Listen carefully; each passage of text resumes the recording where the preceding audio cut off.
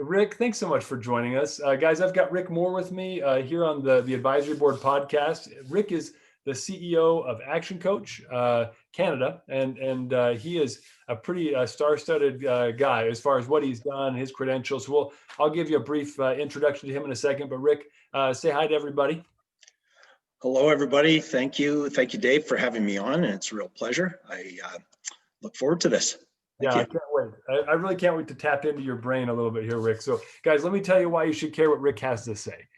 Rick, as I mentioned, he's the CEO of ActionCOACH Canada. This is a very high-end organization. It's a franchise, global franchise of coaching, systematic coaching that helps businesses grow, scale, exit, like fix all sorts of challenges. So, Rick has been doing this for about 38 years himself, and so he's been the advisor, founder of PE firms and help companies, consult them so they could go public and all sorts of different cool things from small to medium to large businesses. So we've got a lot of knowledge with us here today.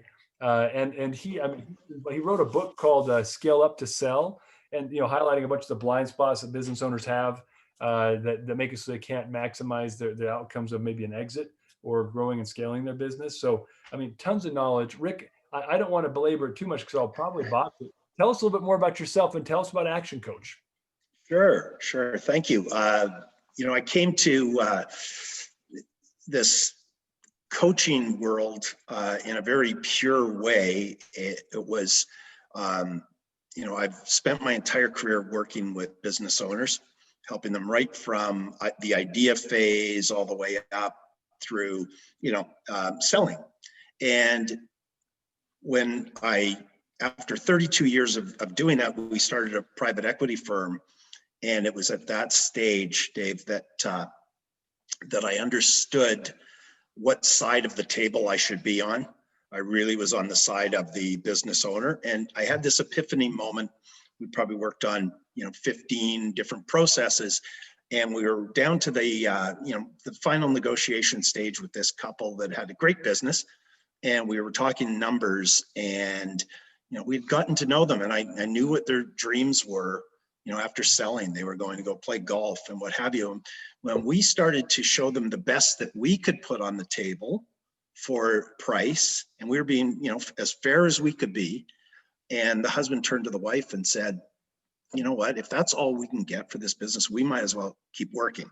And I had an epiphany in that moment. Maybe didn't understand it until a little bit later, where I thought, this is playing out far too often. This is, people aren't understanding what the true value of their business is. And it's because they're missing some things that they could put into their business as they're growing it that will make it very saleable at the end. And started looking at statistics. And quite frankly, the statistical battle was all in the favor of the buyer. And I wanted to be on the other side. So started coaching our portfolio companies, then started coaching many companies, and ActionCOACH approached me and said, we're looking for somebody to help us grow our network of coaches across Canada. And I thought, well, what better way to exponentially coach businesses than building a network of them. So that's how I came to it. And ActionCOACH was the right place to be. We're in well over 80 countries in the world, probably 83 countries, over 1,000 coaching partners. Those are franchise partners. And we're celebrating our 27th year in business.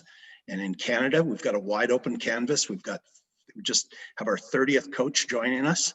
But we've got, right across Canada, we've got many, many territories that we're looking for coaches. And our vision in Canada is an action coach for every business. Yeah. I love it. Well, and I think you guys will get there over time. You've got the right team and you've got the right tools for sure, which is why we wanted to have you on this podcast to share some insights. Thank you. So, thanks, Rick. Again, really glad to have you. And guys, get your pencils out because I think I want to take some notes on this one. Well, let's start with this because you've had a unique experience where you've been able to see a lot of the challenges that are facing individual business owners and the franchising community. Especially being part of it, like you have a unique perspective there. But would you mind sharing a little bit about some of the some of the things that you're seeing, needs that you're seeing in the franchise community, specifically in market reopens or just on market uncertainty. Share a little bit of insights. Sure. Sure. Clearly, COVID has added this extra layer of difficulty, Mhm. and many of the franchises are in that area. Gyms and things like that. This has been very, very tough, and this is where it comes to play that you'd be better off having that plan in place, so that when chaos hits, like a COVID, you've already got a plan, and all you have to do with that plan is really adjust your plan to deal with the situation. And by saying that, I mean, you've got a marketing plan in place. You've got a way to reach out to customers and retain them. And if you had that in place prior to this, you'd be able to adapt, survive and thrive through that. And if you didn't, it's still not too late, but now you've got to reach out and put that plan in place. So that's, we're seeing a lot of that in the now for franchisees. Mhm. And that brings us back to franchisors. Where are they at this point in time? And, they're probably seeing a pretty big downturn in revenues and royalty streams that are coming through to them. And how do you solve that? Mhm. And, the biggest problem, I think, and this doesn't play out in every case, but in many cases, there's not a lot of coaching of the actual business fundamentals that come into play for a franchisee from the franchisor. Yeah. You've got them operating the system of the business very, very well, but business owners, whether it's franchisees or business owners out in the real world, often are really good at being a plumber or an HVAC person, but they're not, they weren't trained on the business fundamentals. So, that is coming into play more and more when you go through these times of chaos. That's where it really comes to play that, the business fundamentals, those kind of 6-7 things that every business should have, they don't have them. Yeah, it's funny that you bring that up. I've always thought of this in kind of a sports metaphor, but a lot of these guys that start businesses or buy franchises, they were really talented at something, right? They were like, Right. The little league, maybe even high school left fielder. They were really talented at chasing down fly balls and throwing guys out at home, right? And then Right. they go and buy a business, which is now a coaching job. So just because I was a great left fielder in high school doesn't mean I'm going to be a good collegiate coach. And that's kind of the problem Right. I find these guys run into. The technical skills, you mentioned HVAC plumbers, a lot of them are fantastic technicians. And then you say, now I want you to manage payroll, marketing, budgeting, forecasting, cash flows, sales, team training, HR, and all. And they're like, no.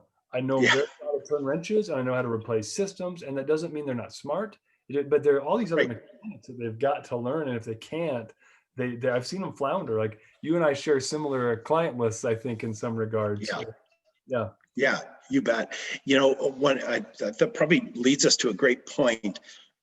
Many times what we're seeing is at the franchisor level, it's in the actual recruitment and sales process that they haven't ended up selling the franchise to a person that has the skills. So they're ill fitted to the business. And so we end up working with the franchisors a lot around how to go about their sales process and how to identify and define the perfect franchisee. And then you should, at that point, if you've identified the person properly and you follow up with good fundamental coaching, if you will, along the way, you're going to have a very, very successful franchisee. But if you've got that coming out of the chute, if you're putting the wrong people in the chair as your franchisees, then you've really got a problem. This is such a good point. You're now the third guest I've had in the last 6 months that's brought this up.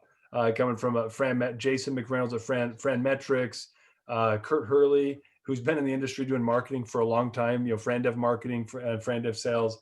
Right. and it's not no coincidence that very smart people are coming to the same conclusion.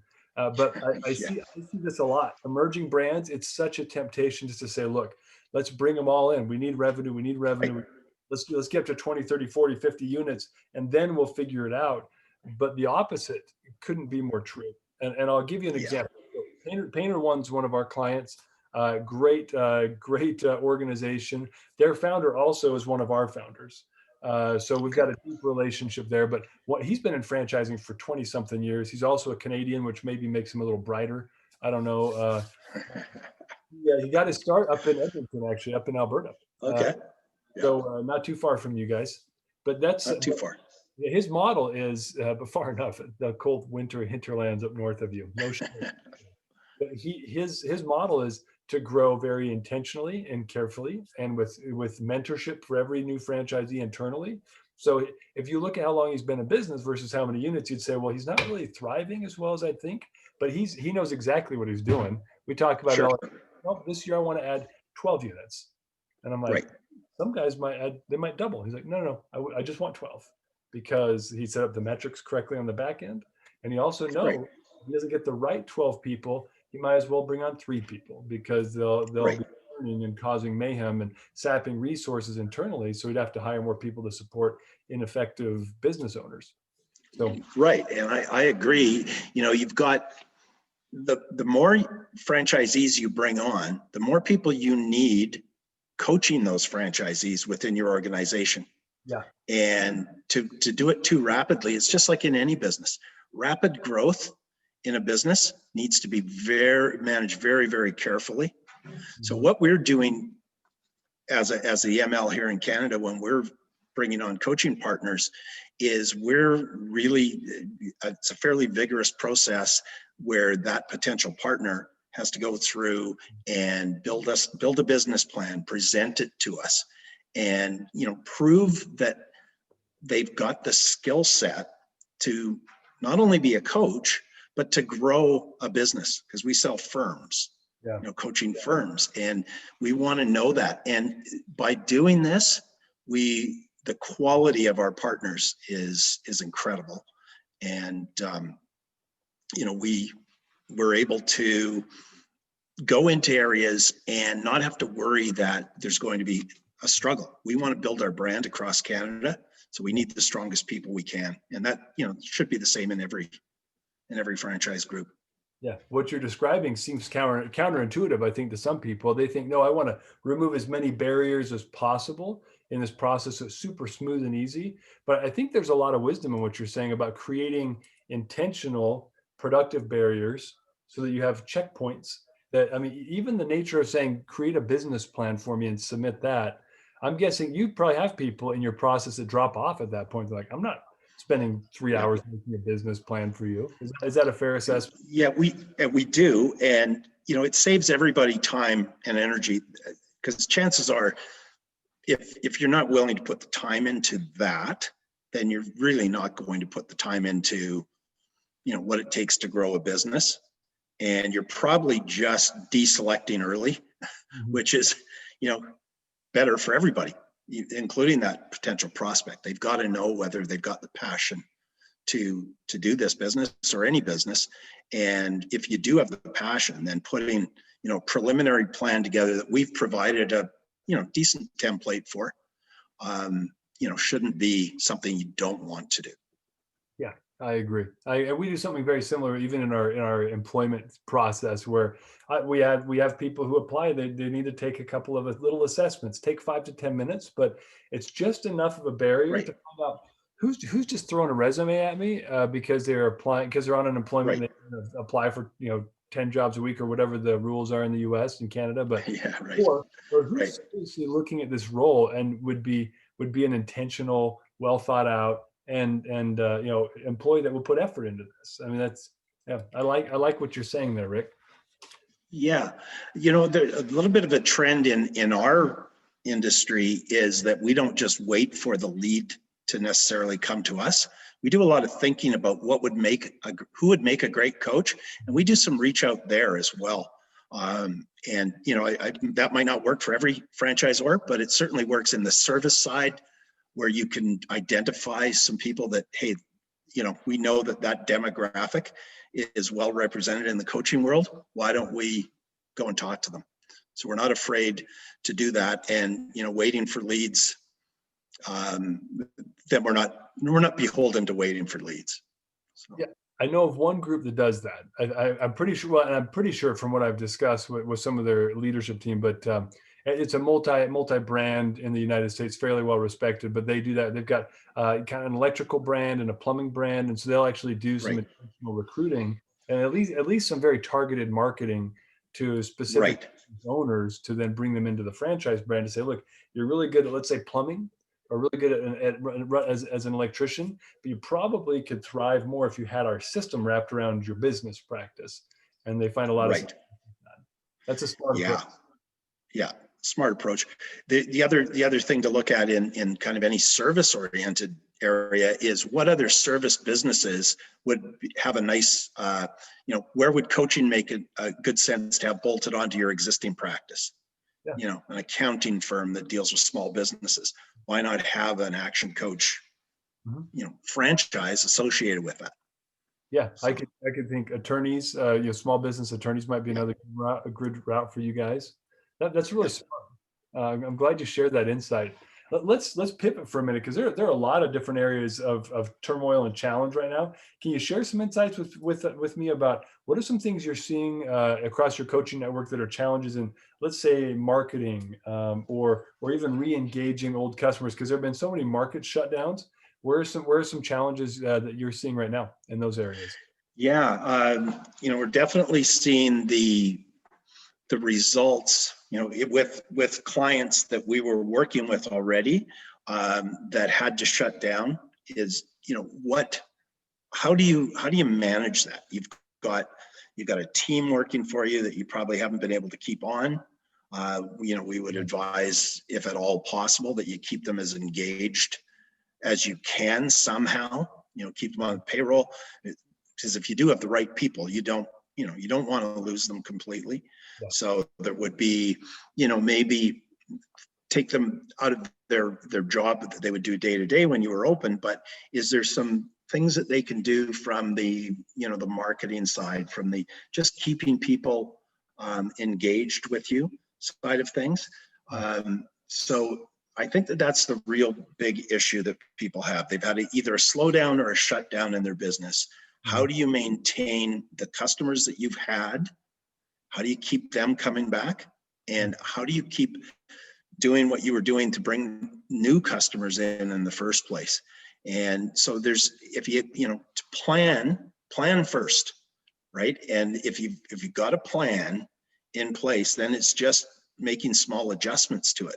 So, in the case of a gym, let's say, what are you going to do now that they're starting to reopen? How are you going to bring people in? Well, I think you're probably going to have to do something around, maybe a free month. Something that is going to bring people back through your doors. Excellent service, and just keep them coming back, because you're definitely, if you've been shut down, you've got people's sympathy, if you will. They're all about, they want to support you. They want to come back. So just make sure that you're out there and staying in front of them, because they will come back. Yeah. They're, so I think that's in terms of what we're seeing in those types of businesses. That's the biggest concern for them, is losing the employees that they had, because it's, that's a main part of coaching, is getting businesses to understand how important it is to have the right people in the right positions in your business. Yeah. And if you've just lost them, then you've got to go out and find those people again. So retaining employees and recapturing your customer base while still growing. So that's a lot of work, but if if you're working, a little pitch for coaching, if you're working with a coach, those types of things will have already been in place, or they're going to be put into place. And just work on whatever strategies that you can get your name in front of somebody. That's what you've got to do. Yeah, I think you brought up a really good point I want to highlight, which is if you have a plan, and one of the things, and we'll talk about this in a minute, because I think there are people listening to this saying, okay, I'm pulling some insights out, but I'm not sold on this whole coaching idea. And I'd like to share a personal experience of mine with it too, in a minute. But Sure. the whole concept here is if you have a plan, if you had a plan before the pandemic hit of how you're running your business, how you're acquiring new customers, how you're operating, how you are recruiting and retaining employees, if you had those plans in place, when COVID hit, sure, it threw a monkey wrench and everything, but you just needed to pivot your plan, adjust your plan. I hate using the word pivot. I promised I wouldn't. I just said it. But you need to make modifications to your plans, and then you can still continue to operate. Modify your employee retention plan and operate your operation plan and keep going. And sometimes there were dramatic adjustments, but if you had a plan, you were 10 times better off than those who had to say, well, we Yeah, don't have a plan. Let's create a new plan from scratch while everybody else is, right, oh, we're just modifying 20% of our plan and continuing operations. right. Yeah, very, very much so. So we work in these 90-day cycles with our clients where you're always at the end of every 90-day period, you're reflecting on what you achieved, Mhm. and then you're setting a new 90-day plan. And so chances are you've thought probably 3 years in advance where you want to be in 3 years, but you're not, it's not so big that you're just saying, how am I going to get there? You're breaking it down into chunks. So if this happened and you've already set your existing 90-day plan, then you sit down with the coach and you say, okay, so what do we have to do? And it's just much easier to make the smaller changes Mhm. than to say, oh, I, What do we do? I don't have anything, Mhm. right? Yeah. I've got a hope and a prayer. Yeah, it's not really good business strategy. Yeah, I agreed. Agreed. It's not really a good strategy in any part of your life, honestly. No, So let's no. shift a little bit. So there are a couple of other things that I know are a challenge right now. I've talked to several business owners, franchisor, senior executive staff, even franchise owners, where they're starting to lose a little bit of the vision. That happens a bit. And Mhm. we were chatting Yeah, before you talked about people buying jobs. Tell me a little right. bit about like how are you seeing what's going on in the world today impacting people with their vision, their goal, their passion about what they do. Yeah, vision is one of the first things that you want to work on when we've worked with people as action coaches. We work on what is your vision, and you begin with that end point, and the end point doesn't mean necessarily selling, but just where you want to get to. This is something that you want to work towards, and that's your vision.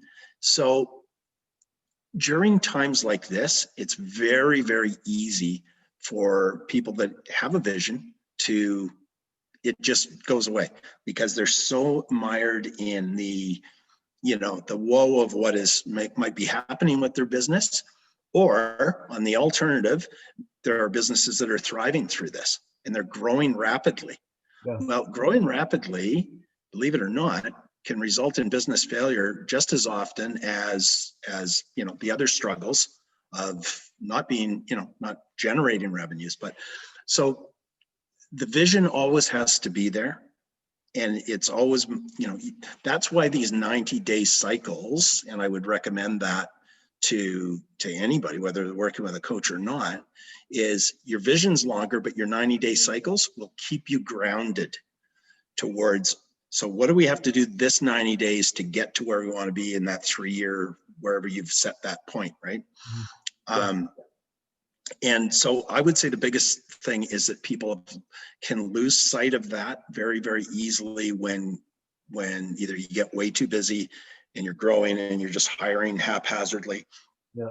to keep up and not being mindful of labor costs and what's going to get to the bottom line, or it's just that head in the hands. And chances are that this is just a bump in the road. Mhm. And I don't know if anybody's seen it, but there's this assumption that you start your business here and it goes to here, and yeah, it can get to there, but it's like it's all these ups and downs and peaks and valleys, right? Yeah. Doesn't mean that you're not going to get to that end point. You just got to manage your way through it. Mhm. Yeah, no, that's a good point. I was having that thought yesterday as I was thinking, a lot of people I know that are challenged within business right now, and there are a lot of people. It hasn't gone away. In fact, in the Right. United States, I presume we'll probably experience a few more intense shutdowns and more governmental intervention here with business. Not meaning to be political, it's just the nature of that Yeah. that group that just Sure. took the aristocracy throne. But we it'll still be a blip though. It'll still be a blip. Managing through the chaos, making sure you've got enough cash in the bank to keep afloat. I think the businesses that make it through this pandemic challenge, they're going to have they're going to thrive a lot more. They're going to put more money in the bank Yeah. because they had to figure out and challenge their processes, learn how to operate lean, cut fat, be more effective, be more data driven. Like all these things that bad economies and things like this, they reshape businesses in a good way. So Yeah.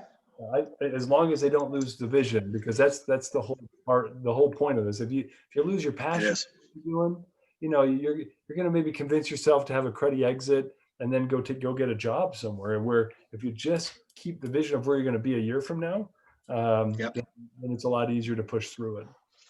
Yeah. The tendency of people to just take the mistakes or the mishaps that are occurring and think of them as this is the best education I could have. Just think of the best learning is the mistakes that you've made in business. It really is. I think of the cycles that I worked through since I started in business. We had we had a energy crisis when I first started in business in the early 80s. There was a stock market crash in 87. There were tech bubble, financial crisis, World Trade Center bombing, many things. COVID is another one of these things. But what we know is that businesses coming out of those events go on these extended periods. If you take the stock market, for instance, extended periods of growth. Mm-hmm. And why is that? Because people had to overcome some form of uncertainty, some sort of, something bad that happened, but they learned from it.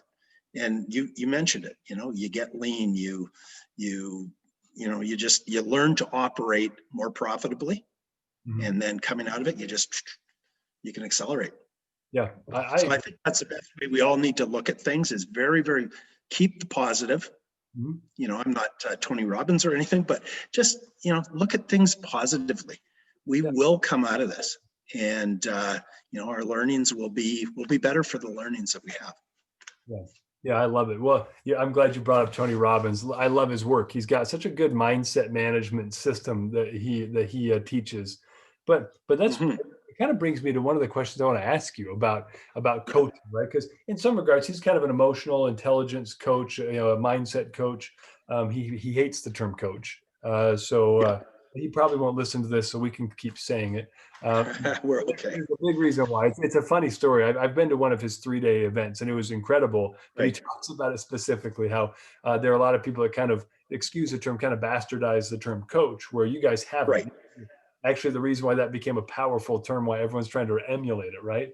But there are a lot of cynics out there and critics, and so I want to play devil advocate for a minute, and then as I'm a business owner, right, and I'm maybe struggling to make payroll, and I'm really getting hit hard by the pandemic. How can I even possibly justify increasing my expenditures to add a coach onto my payroll, essentially, while I'm having such a hard time making everything else work? Right. Great question. We get it often. And the first thing that I'll say is coaching's an investment in your business. It's not don't think of it as a cost or, how much is this going to cost me? Well, you're going to invest in it. We know that coaching gives you a return on that investment. In fact, at ActionCOACH, we have a 17-week guarantee that says that in the first 17 weeks of coaching you will experience that top line growth of the same amount of coaching that you've invested in. So we stand behind that. But more importantly than that, we have our sole practitioner coaches in Canada work on average 29 and a half months with a client. So we know that, for clients to stay with you that long, They're getting a return on that investment. Our firm owning clients are at 63 or 64 months of working with clients on average. So that investment, and one of the studies that was done by our top firm in Canada, they have a study that says that $1 invested with them results in the $6.40 return top line. Wow. So that gives you a good indication that it is an investment. And, you know, as much as it hurts to say, how am I going to afford this? It's worth doing. And the beauty of Action Coach is that we have a ladder of products and services that can fit just about any business. So we've got something called a book club that's, you know, $150 a month, where you could get some great value learnings in a book club that, you know, a coach would spend some time with the club itself on a monthly basis, right up to, you know, executive coaching and retreats and all that. But all in between are all those various priced programs where you could fit it in. Any business could fit it in. Group coaching has become very, very popular, even before COVID. But certainly now with a lot of the online coaching that gets done, group coaching is quite popular. And, you know, you get the same coaching, you might be in a group, but you get the same coaching as a one-on-one coaching would be. And the coach is able to, because of the efficiencies, they're able to ask you to invest less for that than, you know, one-on-one coaching would be. Yeah, that's actually really cool. So we could probably spend a while diving into products and services. I know it's not, but that's a really good overview to give people an idea of, if you need coaching. I mean, don't think you're spending $6,000 a month, because I think one concern a lot of business owners have is, I can't afford a 4 or 5 figure investment in a coach every month. But understanding that there's a pretty wide continuum of entry and exit as far as how you can get involved. Also, that absolutely a 6.4x return, that's solid. And I'll add on to what you shared real quick, Rick, with my own experience. So I've always been very cynical of this whole idea of coaching. I met at an executive networking group. I met a guy who I just really gelled with, who told me he was an executive coach. We started with a kind of a trade agreement, where we kind of traded a little bit back and forth. And I found his coaching, the executive coaching experience, to be extremely valuable for me. There were just things, I've still got a Post-it note right here on my screen that is things I learned with him that I just need to remind myself every day of, you know, personal mindset management, a few other things.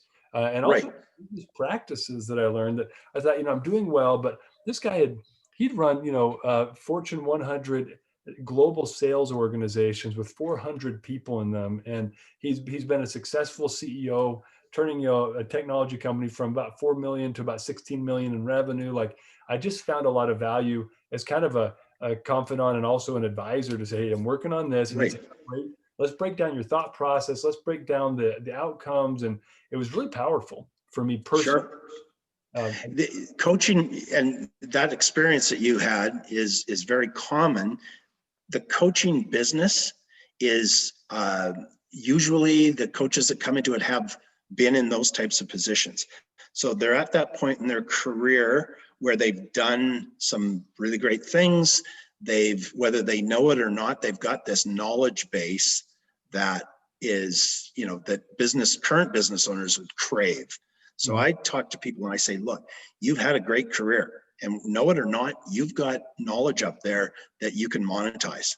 And especially if you combine that with great IP, great coaching systems, and the training that goes with it, you know, the business community gets so well served by those people. And, you know, you experienced it, right? Where it's, you're saying, wow, this guy has all sorts, you know, he's been there. And, you know, if I can just share one story, we do an outreach on a weekly webinar that we have, and we got every now and then you get a snarky comment back, and this person sent something back, and it said, those who can't teach. And I think I don't know if people have heard that saying before, Yeah. meaning that if, you can't do it, you just, I'll teach it instead. Coaching is definitely not that. If in the coaching world, it's people that have done it that are saying, I want to give back now. Mm-hmm. And it's large, it is that. It sounds altruistic, but it is that. The majority of coaches that I've met have that value to them. The Action Coach at one time did a study, what do you like best about being an Action Coach? And it wasn't income, it was the community. The community you work with and the community that your fellow coaches. It was community was our number one response. And that I think that gives you an idea of the quality of people that are in the coaching realm, whether it be Action Coach or other, right? They're not doing it for reasons other than they really care about the outcomes.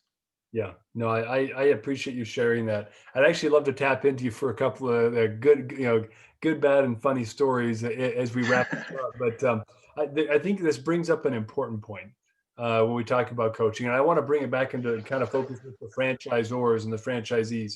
A lot of organizations, most of the franchisors that I work with, whether they're emerging, late phase, or established, they tend to, and you mentioned this earlier, they tend to do a really good job coaching on the franchise model, Right.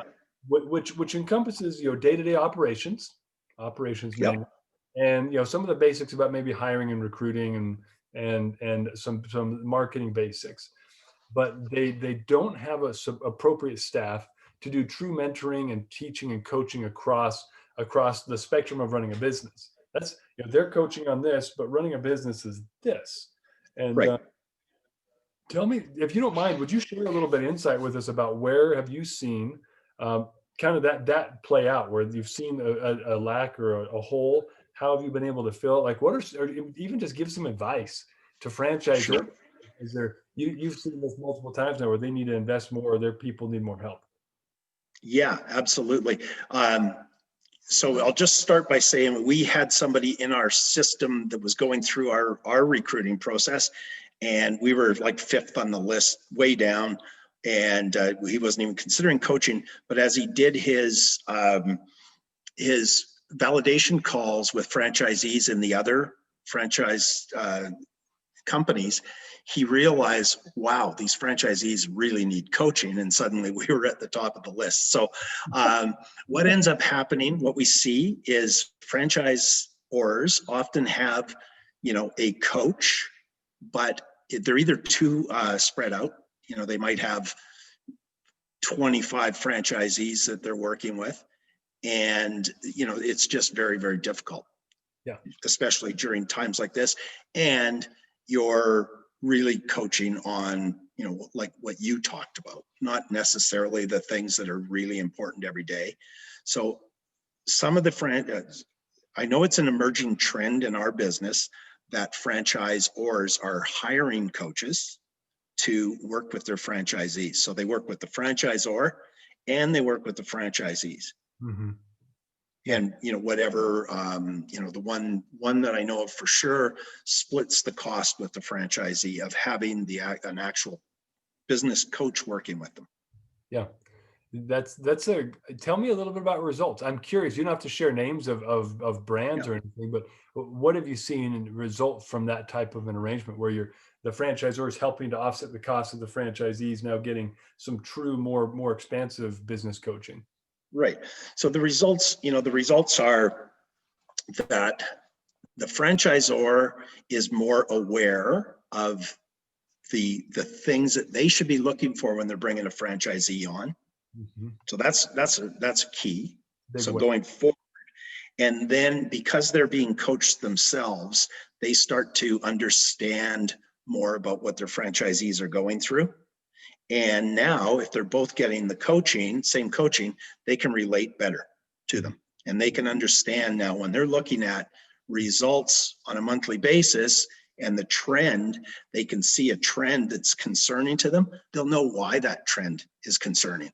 And they'll be able to tap in and say, did you take full advantage of the coaching that we were helping pay for? And they can, depending on the agreement with the coach, they can tap into the coach and say, where is this franchisee struggling in your mind? And so it just helps you keep a better, better pinpoint on the franchisee network as a whole, and doesn't take up the bandwidth of your staff at the franchisor. Yeah. So I think, for the investment that you make in it, you're letting a professional coach go in and coach, rather than try to be all things to everybody and say, well, no, I can coach here, or I can do that. Yeah. That's probably the biggest benefit that I can see, and that we hear about.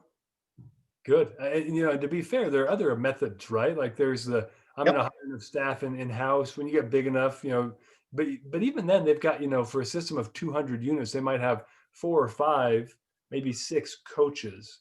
And right. Tell me if I'm wrong here, but what tends to happen in those situations is those staff, coaches or success managers or field support managers, whatever you call them, they tend to focus 90% of their effort on the brand new ones and the bottom third of the performers. Right.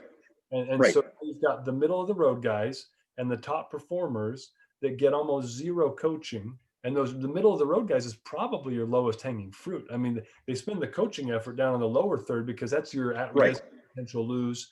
That creates some challenges as you're getting your FTD spun up for the next year. If you have a high attrition rate or low performance average, you want to bring the low up.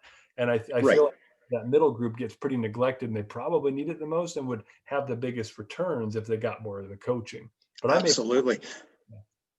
Yeah, interesting that you say that. There's a school of thought that says that if you work on the top, if you spend more time with your top producers, everybody gets dragged along. So if you're working with the top producers, the middle guy, and you're working with them, but they get dragged along, and the bottom comes up with it. You're always going to want to spend a lot of time with your new people, but sometimes you can get a lot of resistance to the people that are failing, and sometimes it's just resistance you're not going to be able to overcome. So I think you have to be mindful of not spending inordinate amount of time. You can spend time with them, but make sure that you're spending time with that middle group. Middle for sure. I think of net promoter score, where you're always trying to take your neutrals and get them up into your promoters. That's really key. So I think that's very, very good comment. And you probably end up, here's the one thing, here's a trend in coaching right now, is when you've got coaching inside a corporation, the best return on the investment on the coaching that you have in your organization is to bring in coaches to coach them on something before you turn them loose. So, in your franchisor, why not have them work with an action coach to then they'll know, at the very least, they'll know what to be mindful of and what they're looking for that's outside of what they might be trained to look at. Yeah. For many years, I worked in the learning and development industry and ed tech.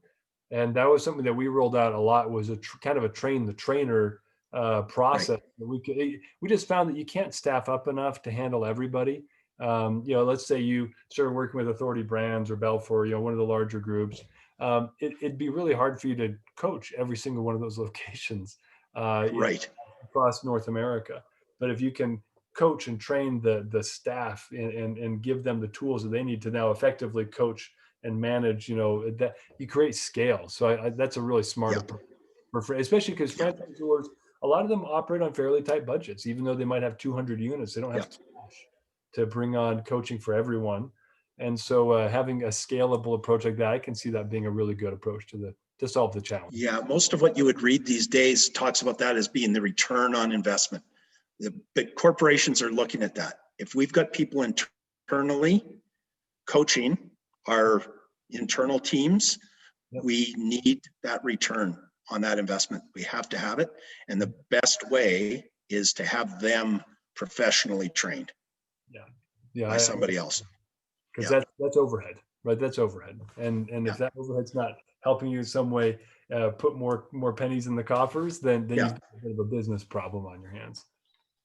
All action coaches have a coach, and even other business coaches that I know, they all have coaches, because you need to, Bill Gates would have had a coach, and, all of those top business people, Steve Jobs, they all had coaches. Yeah. They all had a guy named Bill Campbell, in fact, who was called the $1 trillion coach, because they combined the market cap of the companies whose executives he coached were in the trillions of dollars. Wow. Yeah. How do you get on that guy's list, right? Yeah. Yeah. That's great. Yeah. Well, this has been helpful, Rick. I want to wrap up, if you don't mind. Can you share just an Yeah. example? I'm sure you've got dozens and dozens of them, but an example of how, with a franchise system, you've seen coaching have an impact on what their operations are, their profitability, whatever the outcome was. Would you mind sharing an insight as kind of a wrap up thought on that? Sure.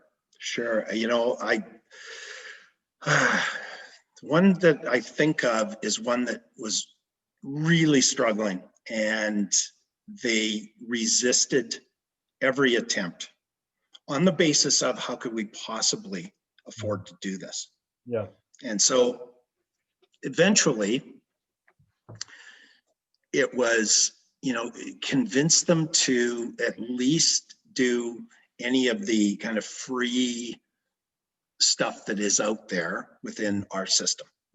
We do have some great online content. At least take a look at that, and at least start to look at the smaller investment that you could make. As they started to do that, they realized that coaching doesn't have to be at huge cost. And so they started with their franchisees who were struggling to do things like a book club, and just a smaller investment. And they're, I'm not going to say that they're out of the woods, but they are much better off now than they were. To talk to them, they're much happier. They're just, they see, even in this time, they seem like they've got some optimism about them. And now I'm happy to say that they're ready to take on, at the franchisor level, it looks like they're ready to take on a full-time,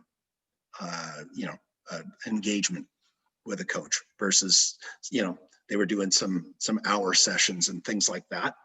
Yeah. So I think that's the best one that I can think of, because of the where they came from. They're still not way up here, but they were not even considering it, and now they're taking baby steps. And to see them start to succeed, I think it's terrific. Yeah. It's funny when you brought that up, my mind instantly, this is how my brain works. I'm like, well, let me do some math here. So if you've got, let's say, 100-unit franchise system, and each one of them, let's say you put them all into, like the book club coaching. So it's $150. Right. I mean, at what cost, I'm just thinking, what's the break even? Like, how many full-time people would you need to be able to run a program like that with that many people? You'd have to have 2 to 3 people. And then you look at the cost of the payroll and the benefits and everything else, that, the fully burdened FTE cost of being able to staff for that. I mean, it's so much cheaper just to outsource it and have a professional. Yeah. You don't have to hire, train, and then make sure they're a good fit, and then find out they're not, and then rehire, which doubles the overall expense to the organization, right? Like, just the business case, right. Just clicking, I'm like, this is kind of a no-brainer in a lot of regards. I feel like I'm selling right now, and I'm not selling, but just that's how I'm always calculating. Well, we all know that hiring wrong is, the replacement cost of hiring wrong are astronomical. Mm-hmm. And coaching is a great way to get that right. Get those right people in the right seats. You might have the right person, they're just not doing the right role. Yeah. And to understand all of that going forward, you've got, that return on that investment is worth it in and of itself. Yeah. Awesome. Hey, Rick, as a parting thought, would you share with us maybe your top 2 or 3 favorite business books that any entrepreneur, franchise or franchisee ought to be reading right now? Sure. Probably, oh boy, 7 Habits of Highly Effective People, I think is the main, mainstay. Excellence Wins by Horst Schultz Excellent. is an absolute Excellence Wins Okay. by Horst Schultz. Horst is the guy who built up the Ritz-Carlton chain, Okay.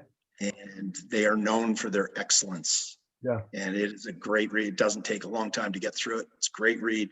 And then, boy, what about another old one is How to Win Friends and Influence People. You and I are on the same page. Those are two of my Yeah. favorite. 7 Habits, How to Win Friends and Influence People. Some of my favorite books. Yeah, they're probably, many people may have read them, but it doesn't hurt to read them again.